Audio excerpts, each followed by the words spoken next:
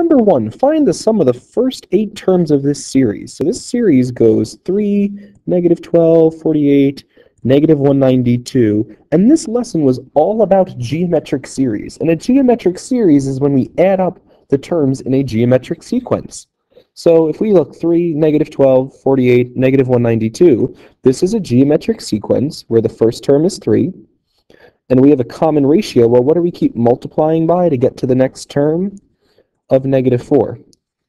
And I want to add up the first 8 terms, so n equals 8. So today in class we discovered the formula for the sum of a geometric series is given by S sub n equals a sub 1 times 1 minus r to the n over 1 minus r.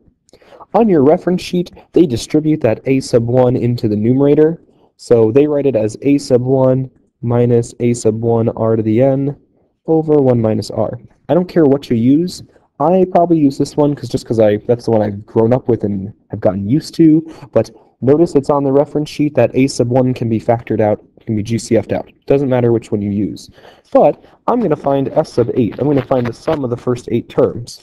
Well, the first term is 3 times 1 minus, the common ratio is negative 4 to the 8, because there's 8 terms, the first 8 terms, over 1 minus negative 4.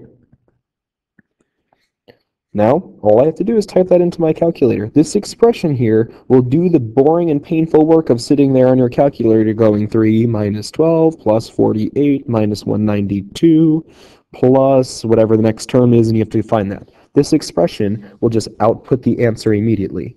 So on my calculator, I'm going to go and type in 3 times, I'm going to make a fraction, so alpha y equals enter, 1 minus r, which was negative 4, notice I'm using parentheses there, to the 8, over 1 minus negative 4. That expression is going to give me the sum. This sum is negative 39,321. So this sum, if I added up all those terms, I would get negative 39,321. You could try doing that by hand, because you have to find the next 4 terms, which is painful, then add them all up and not make a mistake. This nice geometric sequence formula is easy because all you have to do is plug and chug. Once you pick out a1, r, and n, plug them in.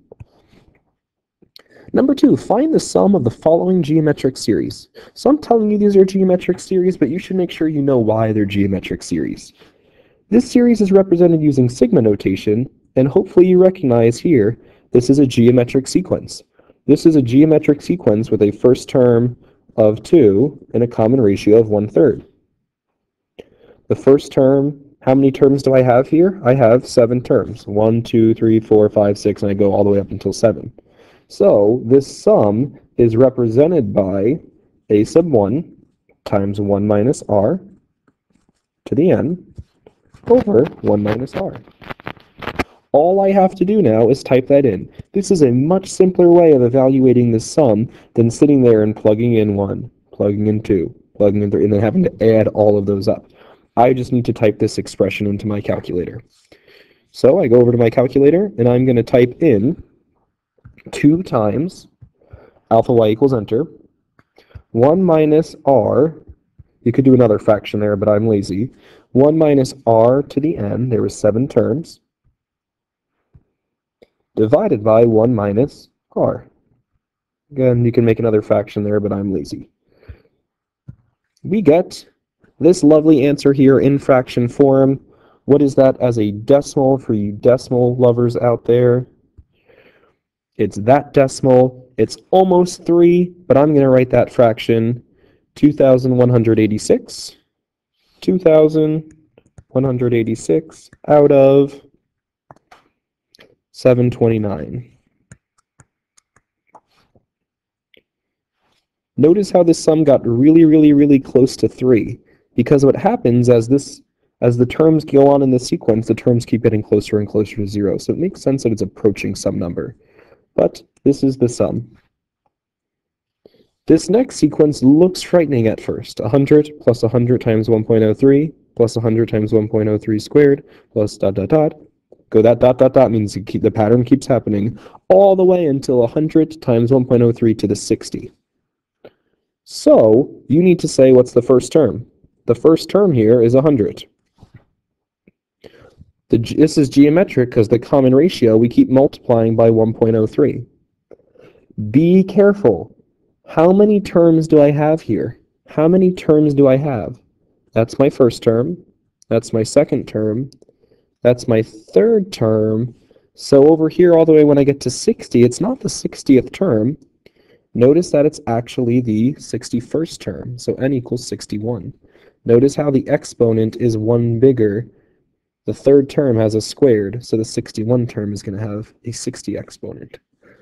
So the sum of the first 61 terms is 100 times 1 minus the common ratio to the n over 1 minus the common ratio. All I have to do now is type that into my calculator. Yeah, you could do some of it by hand, but this is much easier. 100 times math frac, put y equals, enter, not math frac, times 1 minus the common ratio to the n. Notice how it's just the common ratio to the n. That whole expression, that whole quantity, that whole numerator is not to the n, just the common ratio. Or 1 minus 1.03. 16,894. So this sum comes out to be 16,894.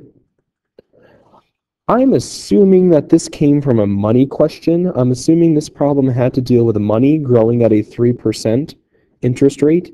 Think about that for a minute, why I think this is a 3% interest rate problem.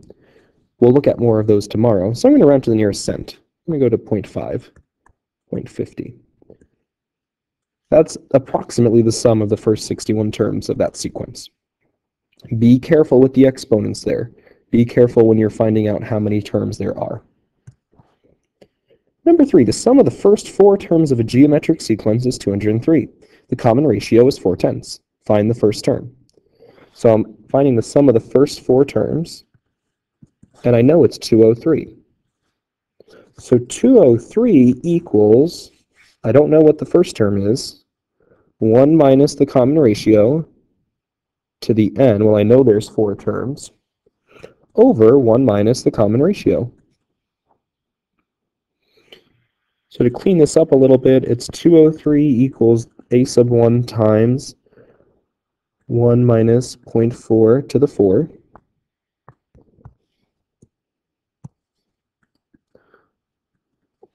Over 1 minus 0.4 is 0.6.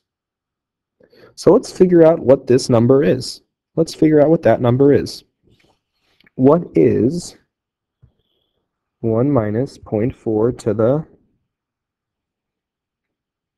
4? Yeah, the 4 terms. N is 4. Over 0.6. You could have typed in 1 minus 0.4 as well.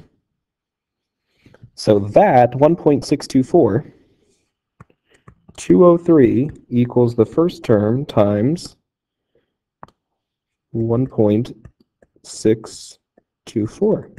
So how do I get the first term by itself? I divide. So 203 divided by that number I just got is 125. 125. So the first term of this geometric sequence there is 125. If I found the first 4 terms and added them up, hopefully I would get 203. Remember Kristen, that's on page 24, number 5.